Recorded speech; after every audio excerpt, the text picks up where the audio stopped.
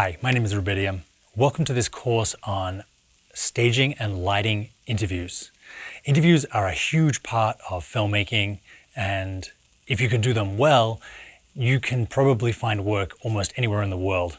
Today I want to take you through my process of how I stage and light interviews. Everything from choosing the space, to which direction the interviewee faces, to choosing and setting up a camera, and what equipment will give you what result. Sometimes it's tempting to think of interviews as a neutral space where you're just capturing what someone is saying, but I don't think anything can be further from the truth. An interview is telling a story. It's telling that person's story about the events they're going to be speaking about.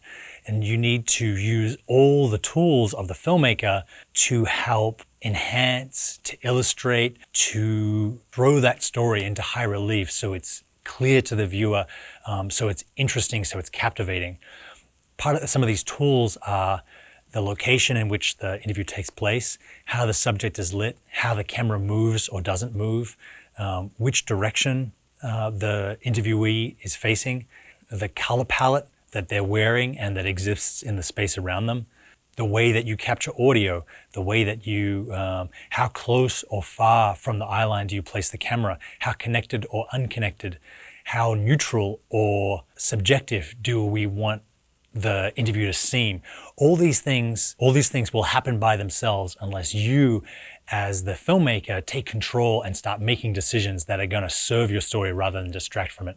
We're here at AbelCine in Burbank. We're going to be shooting with these cameras, the Canon C200 with the Canon Cinema CNE primes. This is a surprisingly affordable way to shoot raw video, and Canon's color science of the camera is complemented by the lenses. It enhances the famous Canon skin tones and basically makes an easy integrated choice for camera and lens combinations. When I shoot interviews, I always start with the space. Often when you go to a location, the client may already have a space picked out for you. You should explore the entire area and find out which works best for you. Now, here at AbelCine in Burbank, it's a pretty big facility. There's lots of different options. So I looked at a couple, we walked around. I always take a stills camera with me if it's not possible to take the video camera itself, in this case, the Canon M50. And I just snapped stills of all the potential locations. What I was looking for was ease of use, some way that we could actually get the cameras and the lights to make the subject look like I wanted to make the subject look. But also, how can I use the background to tell the story? How can I use the background of my subject to tell more about what the overall story is? First location we looked at was actually this theater here. It has gray walls, it has a black curtain that I've lit here with a color wash, but for our interview with Christy, I wanted to tell more about the facility itself, tell more about the story of AbelCine. So I looked at the prep bay, and I thought that was actually the strongest so far because it has lots of individual stages. It has lots of potential camera gear that we could have got out, but it was also very clean and almost antiseptic because that's what you want when you're preparing cameras. I finally settled on the showroom that they have here with hundreds, if not thousands of products that shows AbelCine's range, shows all the things that they rent and that they sell. So it also has a great variety of shapes and colors and lights. And it has amazing depth. It has we had 20 feet in front of the subject to stage our cameras and our lights, and we had maybe 60 feet behind. And that can be important because if you want to isolate your subject from the background, you can do that with color, with brightness, or with focus. But you can only do it with focus if you have enough room to throw the background into a blur. If the subject is hard up against the background, it's impossible to use focus to differentiate between background and subject. So the standard interviewer camera lighting setup is the one that I used here, which is camera, interviewer, light. And this is super important because it informs two big choices about your main shot. The first is how close to the eye line will we place the camera? If the camera is distant from the eye line and the person starts turning away, it lacks a sense of connection. We don't see both eyes as clearly. We don't see as much of the thought process of the subject. At one extreme, you have the interviewer's head right next to the lens of the camera. So if they turned, the camera would hit them in the head. The other extreme is off by, 45 degrees or more, where the subject is placed in almost complete profile. This is really disconnected, and I wouldn't recommend it unless your intention is to sort of dehumanize the person that you're interviewing. The next choice that you make is between a far side and a near side key. So upstage lighting or downstage lighting. The far side key, meaning that the person's face on the far side of camera is the one that's brightest, is what's used in 90% of shots. This gives the face nice dimension. It lets the viewer's eye travel across the face to the far eye, which is brighter. And it also seems a lot more cinematic.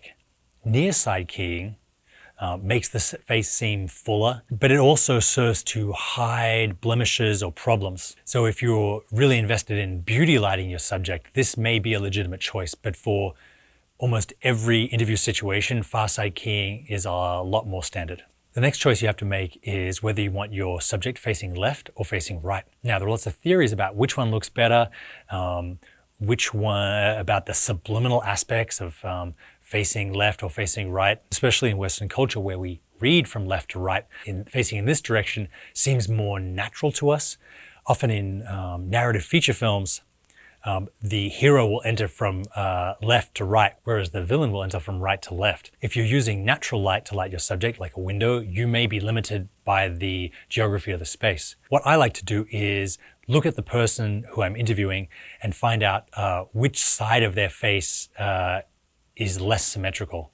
Meaning if they have a smaller eye like I do, my left, I would put my left towards camera so that because of foreshortening, it appears bigger and my face seems more symmetrical. This can be hard to do in advance.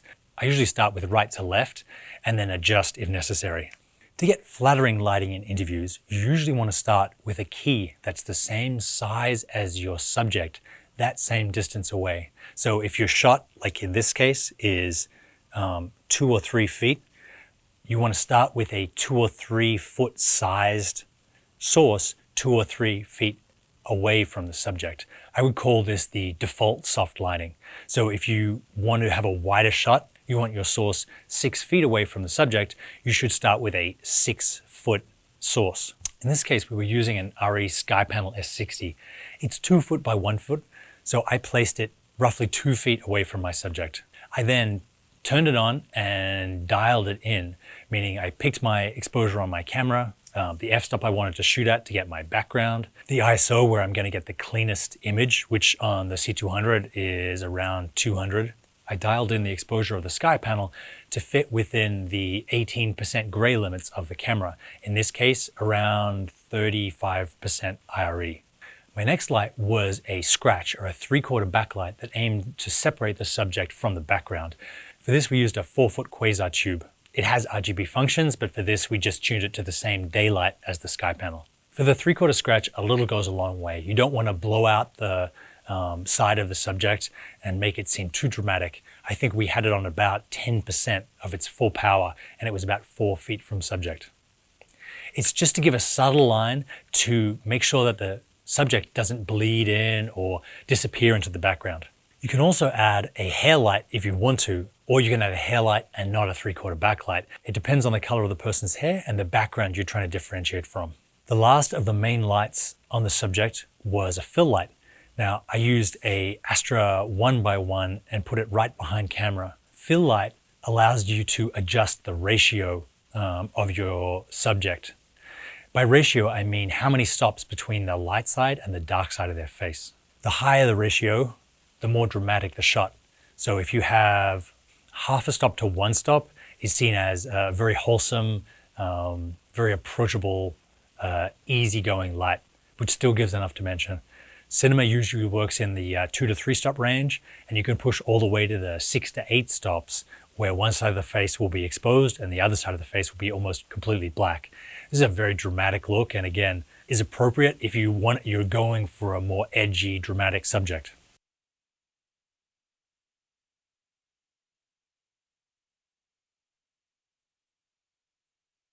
Camera height and camera angle are another way to tell something about the subject or to enhance the story that you're trying to tell. If the camera is lower than the subject's eye line and shoots up, you'll see more of the ceiling and the subject will seem bigger, more heroic.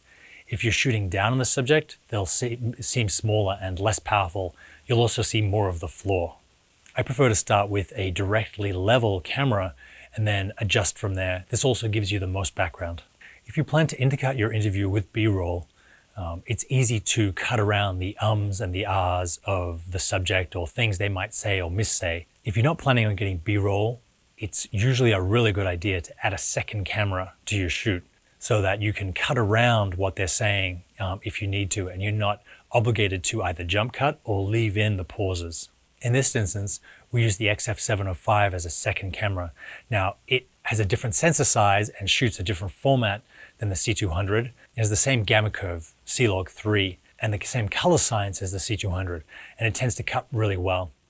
We use it right next to the A camera, just off to the side, but on a much wider lens, the equivalent of maybe a 16mm. This gave us a beautiful wide second shot that we could cut to, and it also let us see more of the environment that we had actually hid a lot of in the A camera by using focus to separate our subject from the background. If you're shooting in 4K and delivering in 2K, you also have the option to push in up to 200% on both of these shots. I prefer to shoot on a 50mm lens rather than 85 because the 50mm leaves space down the bottom for a lower third title, and then I can always push into the equivalent of an 85 shot in post if I'm delivering in 2K. A nice wide close-up or a medium close-up, and I can push into an extreme close-up if I need to.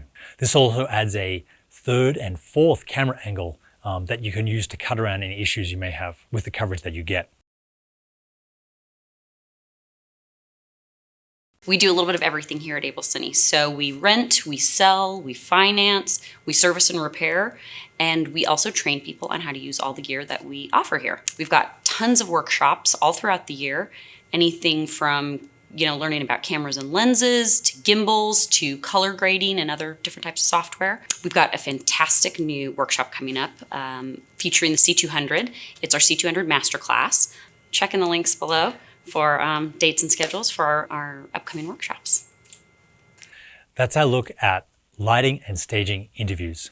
Hopefully you found something in there that was helpful for you and will help you improve or at least inform the work that you do. This is the first of a 3-part series I'm doing. This next part is going to be about the ways that different camera movement devices or modalities affect the story you're trying to tell. So we're going to shoot the same scene 4 different ways, on a tripod, on a slider, handheld, and on a gimbal.